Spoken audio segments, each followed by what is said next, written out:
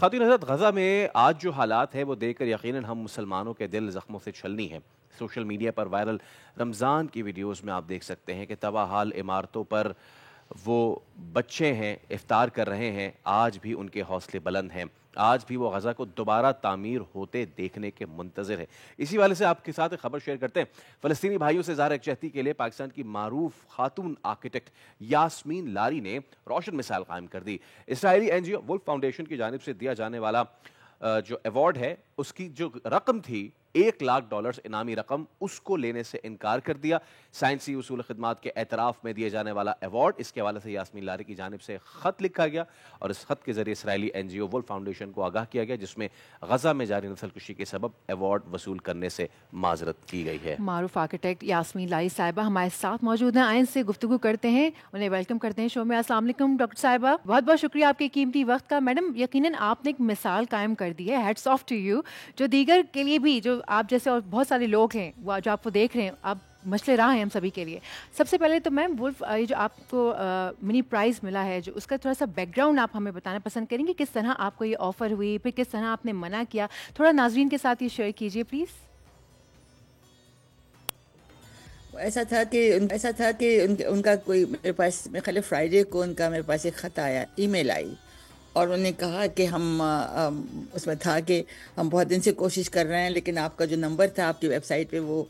پرانا تھا، شاید ہم آپ سے بات نہیں کر پا رہے ہیں، اور آپ کے لیے بڑی زبردست ایک نیوز ہم آپ کو دینا چاہتے ہیں۔ اور یہ ولف، ہمارا ولف فاؤنڈیشن ہے، اس کے پرائز ہوتے ہیں، اس میں بڑے بڑے لومینریز جو آرکیٹیکچر میں ہیں ان کو پرائزز ملے ہیں وغیرہ وغیرہ۔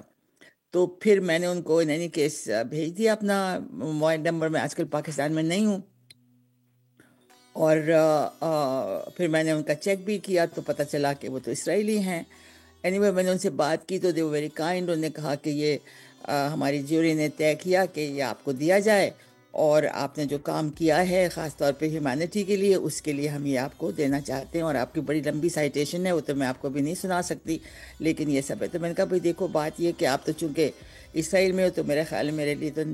لینا ممکن نہیں ہوگا۔ مجھے تبھی تھا، جیسے ہی میں نے ویب سائٹ پہ دیکھا کہ یہ اسرائیلی آرگنائزیشن ہے، تو پھر میں نے سوچا کہ تو میں نہیں لے سکتی،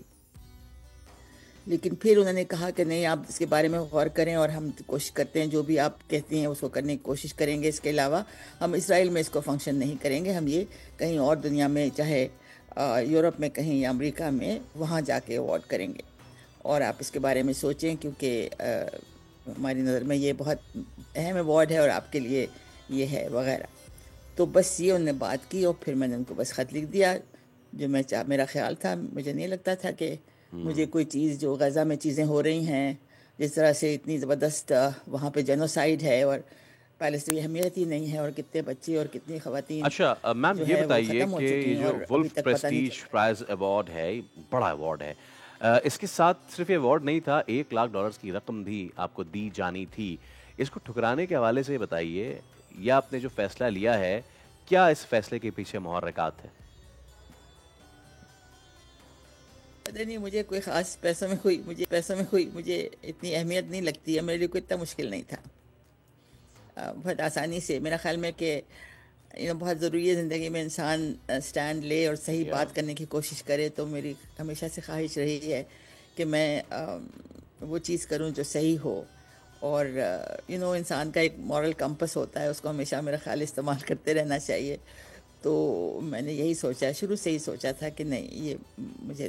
نہیں، میرے لیے مناسب کہ میں اس کو لوں، یہ وقت ایسا نہیں ہے، کیونکہ جس طرح سے ظلم ہو رہا ہے وہ پھر مطلب ایک طرح سے اگر آپ کوئی بھی چیز ایکسیپٹ کرتے ہیں، آپ کنکر کر رہے ہیں نا، آپ اس میں ایگری کر رہے ہیں کہ جو چیز ہو رہی ہے وہ صحیح ہے۔ سوری ٹو انٹرپٹ یو، آپ نے پاکستان کے ساتھ ساتھ دنیا بھر میں بہت کام کیا ہے، یہ بتائیے اس طرح کے جو سمبولک اقدامات ہوتے ہیں تو وہ کتنے کارآمد ثابت ہوتے ہیں کسی بھی ملک کو پریشرائز کرنے کے لیے، کہ وہ جو غزہ میں مظالم ہو رہے ہیں اس پریشر کو روکنے کے لیے کتنے کارآمد ہو سکتے ہیں؟ یہ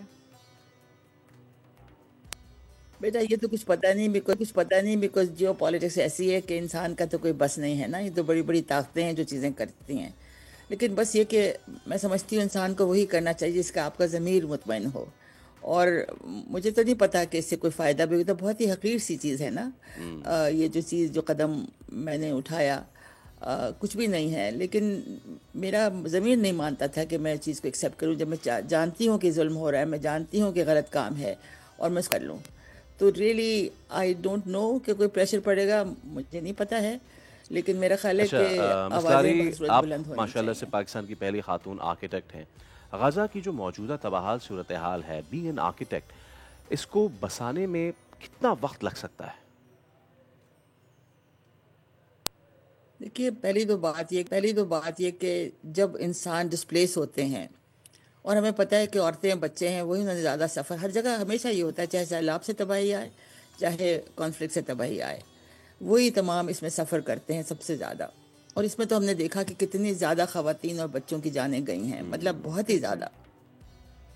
تو ڈسپلیسمنٹ جو ہے وہ ایک بڑا کرس ہے, وہ اس کو سنبھالنا بہت ہی مشکل ہوتا ہے, کیونکہ اٹس ناٹ کہ آپ نے بلڈنگ نہیں بنا دی, بلڈنگ تو چلو بنی جائیں گی, لیکن یہ کہ آپ کو زندگی پوری طرح سے نئے سرے سے شروع کرنی پڑتی ہے. اس کے لیے آپ کو پھر سب کچھ چاہیے, آپ کو ہر طرح کی چیزیں میسر ہوں, آپ کو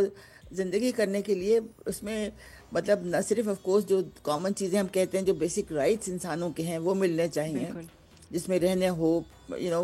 پانی ہو, سینیٹیشن ہو, صفائیاں ہوں, انفراسٹرکچر اور باقی بنایا جائے. اور سب سے بڑی بات ہے کہ کیسے ان کے حوصلے بلند کیا جائیں, کیسے ان کی مدد کی جائے کہ وہ خود بھی کھڑے ہونے کو ان میں ہمت آئے, اور کس طرح سے ہم مل کے ان کے ساتھ کریں. صرف پیسے لگانے سے اور صرف عمارتیں بنانے سے کام نہیں چلتا ہے, اور یہ بات میرے خیال میں ہر جگہ میں نے دیکھی ہے کہ یہ بہت ضروری ہے سمجھنا. کیونکہ جب ہمارے سیلاب بھی آتے ہیں, جب بھی یہی ہوتا ہے کہ ہم جا کے عمارتیں تو بنانی شروع کر دیتے ہیں, but what about building their lives, وہ تو کوئی اس پہ غور ہی نہیں کرتا. تو میرا خیال ہے کہ ہمیں بالکل اور طریقے سے ان کو ٹیکل کرنا ہوگا. ہمیں جا کے ایمپتھی کے ساتھ, محبت کے ساتھ, شفقت کے ساتھ ان کے ساتھ مل کے چیزیں کرنا ہوں گی. یہ نہیں کہ صرف پیسے دے دیے, یہ نہیں کہ صرف بلڈنگز بنا دیں. اور پھر یہ کہ کلچرل اسپیکٹس جو ہیں ان کے کیسے زندگی میں وہ تمام چیزیں, خوشیاں کیسے واپس لائی جائیں. جو لوگ ختم ہو گئے ان کو تو آپ لا نہیں سکتے, لیکن پھر بھی انسان جو زندہ ہیں ان کے لیے کیا ہو سکتا ہے. تو میرے خیال ہے ہمیں اس بات میں بہت غور سے سوچنا چاہیے. صرف پیسہ لگانا اور عمارتیں بنانا میرا خیال ہے مقصد نہیں ہونا چاہیے. وہ ضرور بالکل ٹھیک ہے یاسمین لاری صاحبہ, آپ کے وقت کے لیے thank you so much for your time. Subscribe کریں اور بیل دبائیں تاکہ کوئی خبر رہ نہ جائے.